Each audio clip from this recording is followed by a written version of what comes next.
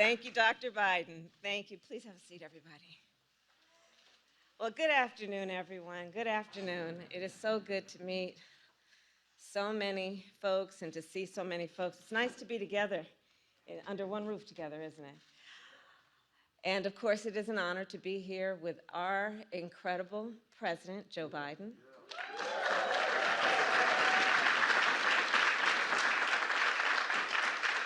First Lady, Dr. Joe Biden, and the second gentleman of the United States, my husband, Doug Emhoff.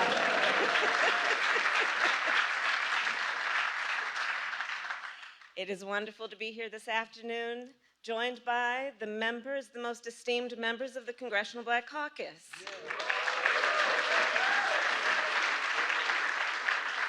And as a former member of the CBC, I know firsthand that the members of the CBC are truly the conscience, not only of the Congress, but of our country. Thank you.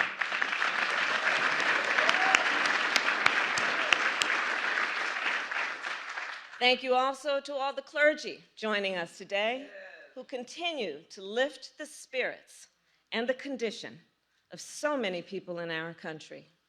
And to the community organizers who work day in and day out to make a difference in the lives of all people in our nation. We are so grateful for you. And we are gathered then at a critical moment in the history of our nation and our world. A moment in which our democratic principles have come under threat. Today, the eyes of the world are on Ukraine and the brave people who are fighting to protect their country and their democracy. And their bravery is a reminder, a most recent reminder, that justice, equality, and freedom must never be taken for granted by any of us.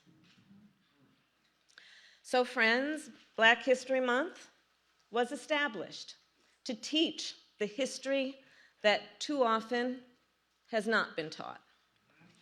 The history of Black excellence and leadership in America.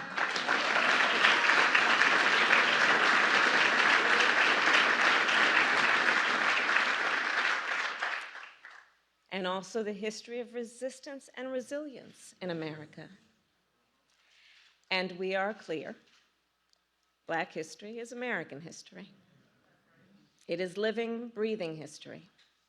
History we create every day. And today, of course, our nation faces many great challenges. Among the greatest is the assault on the freedom to vote. The freedom from which all others flow. It will take an all-hands-on-deck approach to safeguard and strengthen the freedom to vote, and the President and I are committed to securing that freedom, as is everyone here.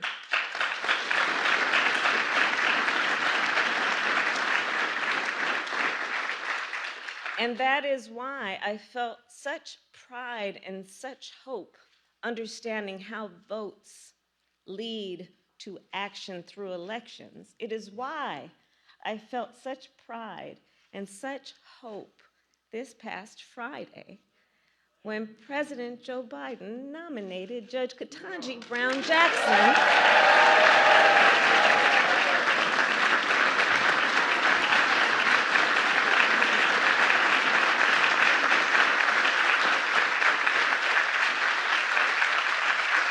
when he nominated her to sit on the United States Supreme Court.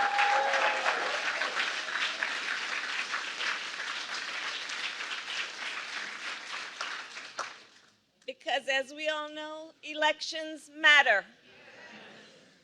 And when folks vote, they order what they want, and in this case, they got what they asked for. I went off script a little bit.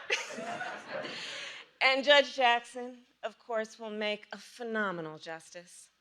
She is brilliant. She has a brilliant mind and a record of excellence. A record that proves she will administer equal justice. And I don't have to tell everybody here, she has been confirmed on a bipartisan basis 3 times and deserves, therefore, a swift confirmation now.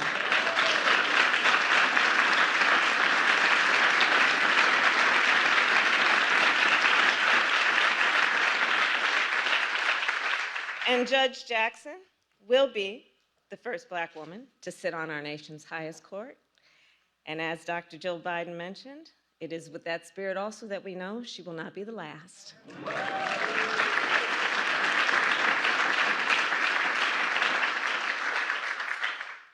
So there is a lot to celebrate. There's a lot to look forward to. There's a lot to work toward. And in remembering our history, we remember those great American heroes who continue to inspire and motivate us, who continue to remind us through our memory of them and their contribution and sacrifice what our role and responsibility is at this moment in history. And speaking of that, then, when everyone walked into the White House today, I'm sure that you may have seen an exhibit celebrating great Black Americans. On display is a campaign poster from Shirley Chisholm. Barbara Lee, I saw you here today. Books by Toni Morrison, Zora Neale Hurston, and Maya Angelou. And a display honoring Dr. Mae Jemison, who I just talked with last week. You know, I'm the head of the Space Council. About her life and her work and her enduring commitment to helping young people find their own path to the stars. In the exhibit, there is also an Ella Fitzgerald vinyl, we used to call it an album, and a Jacob Lawrence painting, which hangs right here in this White House on a permanent basis. And especially significant in this moment, a judicial oath signed by Justice Thurgood Marshall, whose life's work influenced my own. In fact, his portrait hangs currently in the official office of the Vice President of the United States. And a bust of his figure sits in my ceremonial office as well.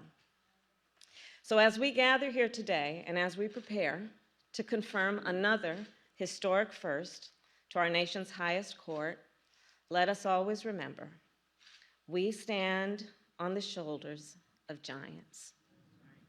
Giants in our history, giants in American history, and giants right here in this room.